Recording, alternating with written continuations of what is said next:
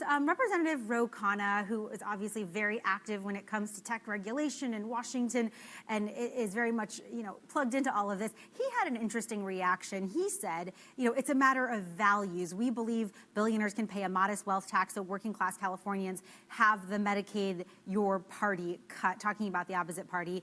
And he is responding and saying, Texas, for example, ranks near last in healthcare, education funding, and worker protections.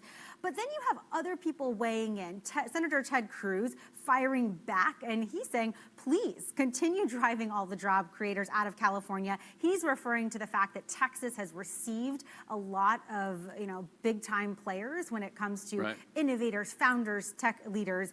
And he says Texans are enjoying the prosperity. Then you have a more moderate, I would say reasonable voice in all of this. Alexis Ohanian of Reddit, always weighing in with the more nuanced view. He says we're absolutely going to have to figure out how our society adapts to a rapidly increasing wealth gap.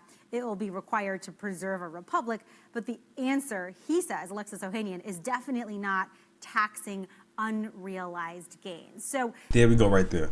That's the part I want to get to. Unrealized gains, taxing that.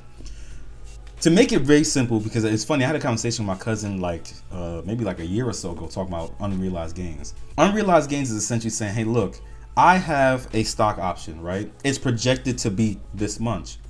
And when they say they want to tax it, they're saying, hey, look, we're going to tax you based off of what is projected to be, what this stock is projected to be worth.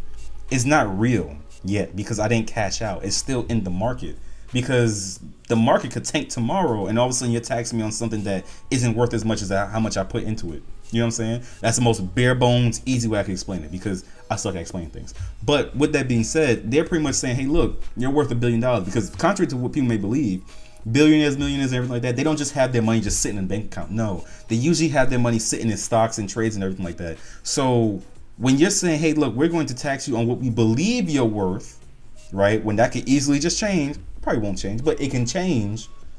That's kind of fucked up.